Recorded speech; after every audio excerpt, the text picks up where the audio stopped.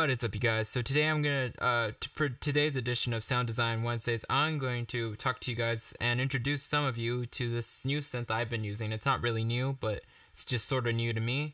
It's called the A.N.A. It's it probably came out like 2 years ago or something like that. And I've heard a lot about it since that time. I remember when it first came out, and one of my favorite synths now. So if you like Silent, you'll love this. And it's not that expensive either. I think it's around 85 bucks. I think that's what I paid. In euros, it's like 50. So I think translate that over to 80 US dollars. So anyway, this is it. So I'm going to show you guys how to make a couple of basic things today in this episode of Sound Design Wednesdays with the A.N.A. And don't worry, I'm not going to start doing only A.N.A. tutorials. I'm going to still do my Silent and Massive and FM8 and other tutorials. So this is just, I'm just going to now start doing A.N.A. tutorials also. So now I'm just going to have more content for my channel. So let me show you what's going on here. So these two little tracks right here, they're both A.N.A. except this one is, this bottom one is the exact copy of this preset up here, except, you know, this is just in a higher pitch, so I'm just octave layering. So if I fold this down, you can see that these notes are like playing E3, and these ones up here are playing an E2. So, you know, they're just octave layered. And so if I turn this off, we don't really need that for now.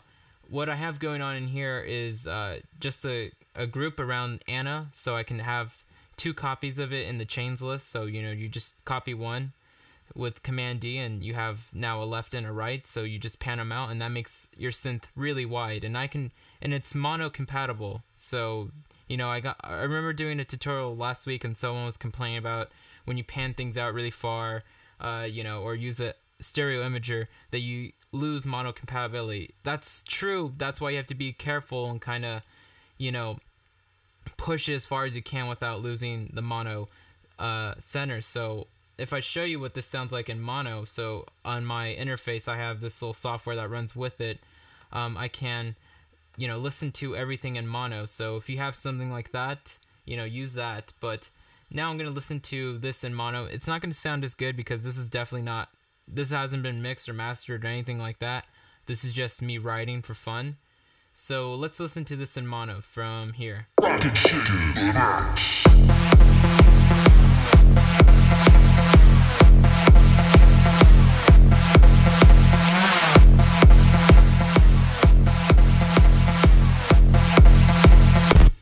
And the reason why mono is so important is because some sound systems are multi-mono, which means that they don't play stereo, they just play mono. So, you know, there are clubs and things like that that, you know, are multi-mono. So that's why we want our music to be compatible with mono systems, so it sounds just as good. Now, that's not really what this video today is about, but I just wanted to show you quickly that, you know, you can do these kind of pans and still be pretty good in terms of mono compatibility. So, you know, and panning something all the way to the left and the right, you know, that's not really pushing it out of the stereo image. It goes 50 to the left and 50 to the right in most DAWs for a reason, because that's just a pan. That's how far you can push it without it going out of the mono compatibility zone. And so, yeah, let me just kind of turn these off for a second, because I want to show you how powerful the A.N.A is first off. So I made this last week, so this is a part of the Umint Oscan tutorials. So all these synths that you're about to hear, I already showed you how to make these in last week's sound design video. So this is pretty much what A.N.A is competing with, and it's just Silent and things like that. So here we go.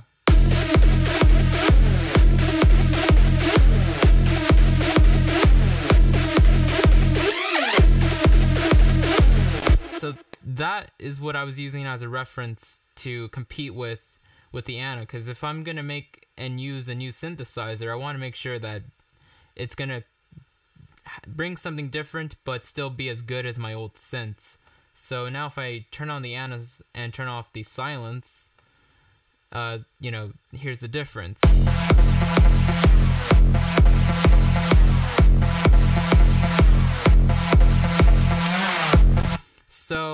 what I like about the A.N.A.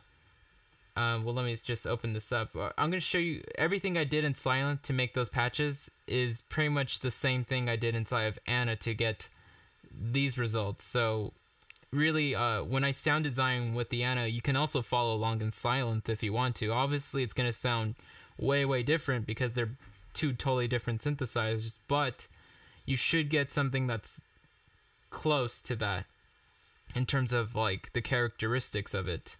So yeah, let's just get into A.N.A. So I'm going to show you guys how to make this little lead here.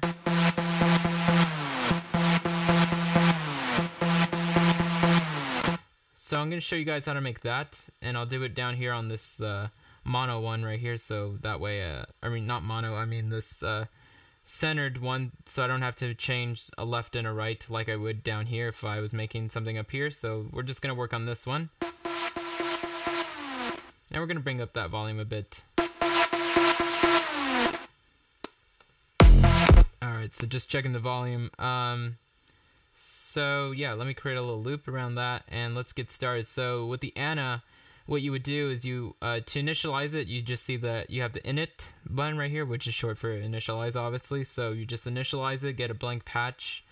And if you want to start making your own little presets for A.N.A., you can go to you can make a new bank or a new category. So when you save as, a new preset, you can go into the factory and you can make a new folder for this. Or you could go to, where the hell are the banks? So if you go to A.N.A, presets. So yeah, if I wanted to make a new bank, I would just, if it would let me. Okay, I would just click over here, new folder. And I would call it K-Sade Bank. Actually, hold on, I'm doing it in the wrong spot. So right here, new folder. So I would call this K-Sade and create. So now I have a new K-Sade bank. So these are the factory presets, and I have my own folder inside of there already with the ones I made so far and such. So, you know, you get the idea on how to make your own folders and banks for A.N.A. So once I'm done making my first bank, you know, I'll put that up on my website when that comes out, and you guys could purchase that or whatever. But I'll give out freebies meanwhile on my Facebook, like always. So now if we go back to the A.N.A, let's actually close it down, let it refresh. Now if we go here, we should see my bank here, but we'll try just doing this, maybe on a new channel. I'm curious if that worked as well. So see, yeah, now we can see that there. So that's all good. So that's one of the first things I want to talk to you about, A.N.A. So after you initialize, if you want to make a new category, a new bank folder for yourself or whatever, so initialize, and then when you save the preset when you're done, you can save it to your own folder. And so, you know, these are some of mine already, which I'll show you right now really quick. So let me just use my keyboard to play some stuff.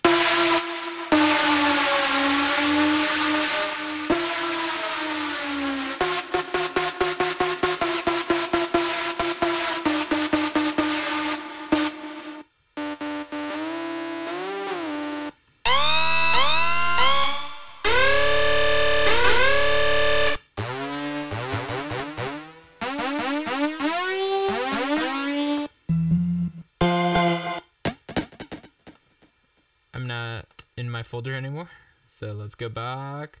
And then I also create some riser type stuff.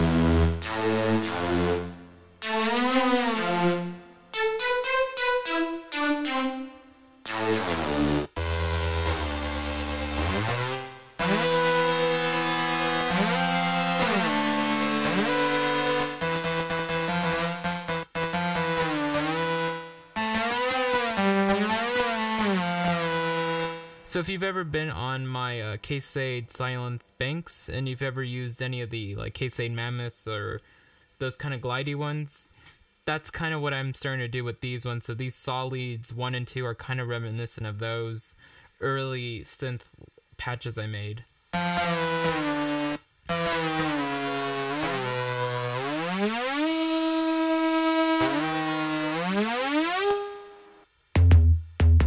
And so anyway, let's go back to what I was going to show you. So we're going to make this right here. And so this is basically kind of the same approach if how I would make these kind of things in Silent. I would just turn every oscillator into a saw wave. So if we go oscillator 1, we can see that I have 8 voices up, volume all the way up, detune at 50%, the DT shape at 50%, the width all the way up to 100%, pan, this is slightly panned to the left, so -50, and the filter 1 routing. So this kind of has that like massive type of routing. So all the way over here is going to filter 2, all the way over here is like filter 1, and in between is both filters. So I'm gonna have this all the way to filter 1. So I know it doesn't really say that, but it just is that. So and then we're going to turn off the retrig and leave the key track on, and that's what we're going to do with oscillator 2 as well. So oscillator 2 is a saw wave as well, retrig off, key track on, 8 voices, volume all the way up, detune at 65%, and you can see the values down here in this little box if you're wondering. The DT shape is 50% as well, width at 76%, pan, this is now the opposite of oscillator 1 at 50%, so that's pretty much to the right, and this is going to filter 1. So now oscillator 3, we have another saw wave here, 8 voices, volume all the way up, detune to 69%, DT shape all the way up, and width all the way up, pan and filter out are right down the middle. So basically that's what I would do in Silent. So if I show you a Silent patch like this one right here, let's see, and don't mind all the processing, it doesn't really affect the overall sound that much. So let me turn on this group here. So in Silent, you can see that it's very similar, and that's what I like about using different synthesizers. Using the same settings and different synthesizers, obviously you can start to tell the weaknesses and the strong parts of a synthesizer, because you're not just, if you're only using Silent, then you're not really, you're not really discovering the spectrum of different sounds. So it's really good to try out different things. It's obviously really good to get to use a few key synthesizers that are your go-tos and become really familiar and comfortable with those. But then, every now and then, once you're really comfortable with everything you've been using, start looking for new synthesizers to kind of, start relearning. That's kind of why I went for the A.N.A, because, I got so comfortable with Silent and, Massive and all the other synthesizers that I've been using that I felt like it was time to now add in a new one to start learning. And the A.N.A, I was expecting a big learning curve on that one, and I was kind of shocked that there wasn't. It was kind of easy to use. So anyway, like I was saying, if you look in oscillator 1 and 2, they're both saw waves, 8 voices up, no retrig. This one's panned to the left, this one's panned to the right. The stereo is all the way up. There's both detunes above halfway. There's no phase, and they're both on octave 0, so they're not an octave higher than the MIDI notes that are being played. So if you look at these oscillators, they're very much exactly the same as what I'm doing in the A.N.A. And, the only differences is like the amp envelope and the filter section and, the mono legato stuff, which is actually the exact same. Mono legato is on in the A.N.A. I have a long portamento time there as well. I have a LFO affecting the pitch as well there, and the cutoff has some modulation envelopes as well. So, everything is pretty much the same. And then, I have another third oscillator here. Again, another 8 voices, a saw wave. The G-tune is above halfway, stereo's up all the way, this is not panned, the retrig is on, and I do have a noise oscillator here, or a noise waveform. And so, if we go back to the A.N.A, you can see that oscillators 1, 2, and 3 are pretty much like oscillators A and B, and the part BA inside silent. They're all kind of the exact same settings, and even the retrig is on this last oscillator and not these first two, just like in silent.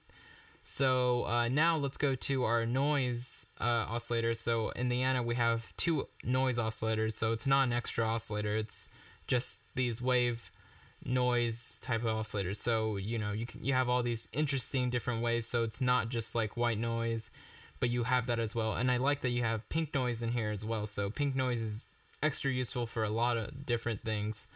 So for the first one, I actually didn't use it, but I had some white noise on there. You can bring that up if you want. And it looks like I didn't use the noise on this, so maybe I opted out of that. I think I used it in other presets and then copied it into this, so whatever. And then we have an attack oscillator, which is oscillator 6. So attack oscillator is kind of reminiscent of like synths that are meant for building kicks. So in kick synthesizers, we have these attack oscillators, which means it's just like a loaded in waveform or sample. In this case, it's waveforms, or maybe it's a sample. I have no idea. I haven't been using it that long, but it's basically an oscillator that has a preloaded type of like attack, and then you can set out the decay and things like that.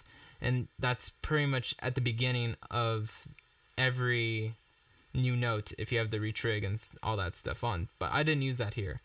So now let's go to the filter section. Just like we would if we were using silent, we would usually do the oscillators, go to the filter section, maybe do envelopes in between. So it's pretty much all the same. So if we look at the amp envelope real quick, we have the attack all the way down, the decay at 4 seconds, sustain at 49%, and release at 42 milliseconds.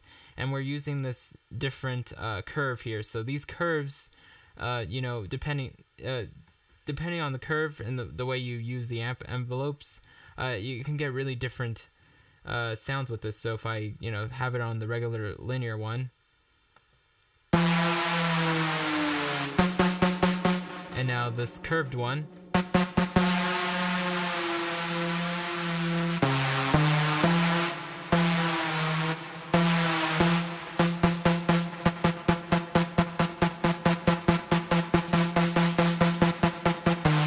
so you can kind of hear the difference there. So that's really interesting, and I like that feature a lot.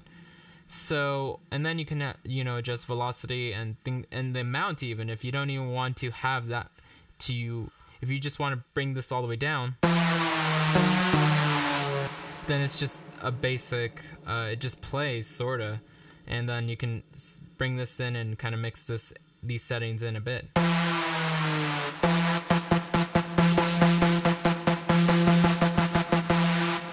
And if I'm right, I think you can even mod that if you wanted to. You can modulate that. So let me see. Amp envelope. I don't think I see it here. I don't think that's one of the things you could. Yeah, no, you can't.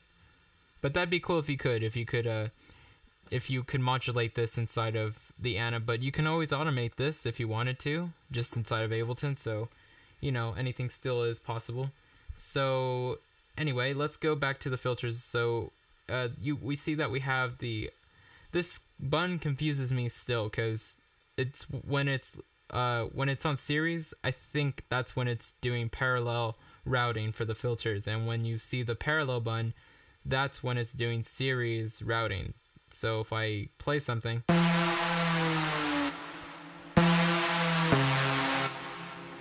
so I'm still confused whether when I see the series it's series routing or it means it's parallel routing. I don't like this button at all. This is kind of one of the things I don't like, so I need to research it and once and for all just get it figured out.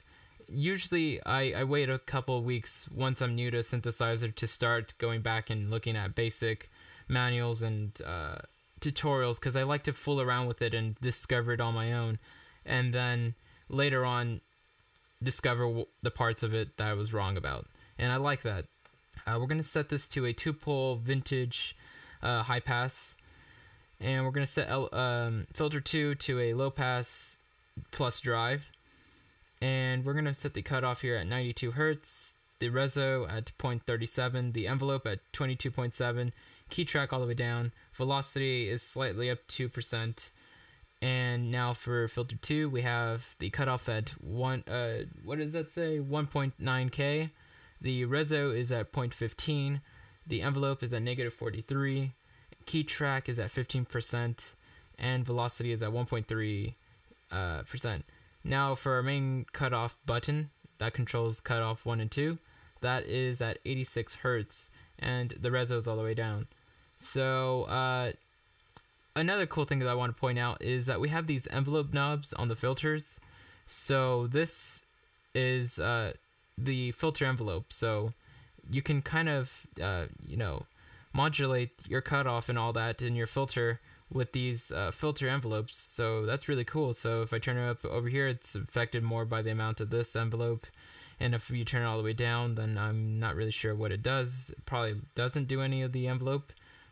Or no, it goes down. So if it's straight down the middle, it's not being affected by this filter envelope. And if it's all the way to the left, then it's going downward. And if you put it all the way to the right, it's affecting the cutoff to the other side. So that's how it works. So now for the filter envelope, we're going to just bring the ADS all the way up, so attack, decay, and sustain all the way up, and the release at 43 milliseconds. So we're going to put this on the hard log curve. So and we're going to add a little bit of velocity to that at 7%, amount at 98%. It's not all the way up. Now it is. So now for our modulation envelope, our mod envelope, I don't think we need to do that because I am using it. So the attack here is 5 milliseconds, the decay is 34 milliseconds, sustain 37, release 623 milliseconds, and this is on the hard log as well. And this amount is all the way to the left, and this is affecting our cutoff 1 and 2. So it's this knob right here. So this envelope right here is making this is bringing our cutoff downward because we're going this way. So that's pretty cool. I think I was going to use the G envelope, which is pretty much an envelope curve or envelope that you can draw in a bit, and I've been using this quite a bit for risers and things like that, and Dirty Dutch leads sort of thing. So if you double click in here, at least on mine, you can shape it, and you can add in all sorts of points. And I hate that I need to change the setting again, because when you try to click on it to move it, sometimes it closes itself. So you gotta click and hold to make sure it doesn't go anywhere. And if you want to go settings, you can have a right mouse button for making this, or double click for making points, or alt click. So I put mine on double click. I might change it back to the right mouse button because it might make it easier. So yeah, actually I do prefer a right mouse click. So yeah, anyway, that's the settings. And as for other things like the randomizer stuff and the quality of the filter mode, so we didn't use this, so we don't really need to even talk about it. And I didn't use any of the other modulation things right here. And if these are, again, just like in Silent, we have this section which is called Minsk in here, where you can just assign some envelopes or LFOs to certain parameters and things like that. So, it's exactly the same as it in A.N.A and Silent. And, we have our modulation envelopes and LFOs and things like that. I do like the layout of Silent a lot. I think the A.N.A is a nice, refreshing sense since I'm so comfortable with Silent. But, this kind of feels a bit more, I don't know, whatever. It doesn't matter. It doesn't matter what synth looks like. It matters what it sounds like. So, next thing we have is a little bit EQ. So we have a low to 1.4 dB, mid to 3.4 dB, and high at 3.2 dB. And if you go to edit, you can select frequencies and cues and, do the gains in here. So that's, a bit more interesting that you can get really specific with the EQ here. And so now with the LFOs, which I did use quite a bit, or just the first one really, I have the retrig and the sync on, and we're going to target the oscillators all pitch. So in silent, this would be pitch A and B. In here, it's oscillators all pitch. So all the oscillators, all the pitch. And we're going to put that to the LFO amount that's affecting that to 6.7. So right there, we're going to select a saw-ups bipolar for the LFO shape. We're going to set the rate all the way up to, so that's like 1/26 or 256 triplet. So that's extremely fast. And we're going to put the depth to 75%, no phase. And so this is going to shake it just enough to make it feel a bit vibrato-y, but it's a bit more of an interesting effect. So if I turn this down, so if I just command click on this, I don't know, it goes straight to 50% for some reason, but you know what? I'll just leave that right where it was, turn this off real quick, and if I play this, you'll notice the difference.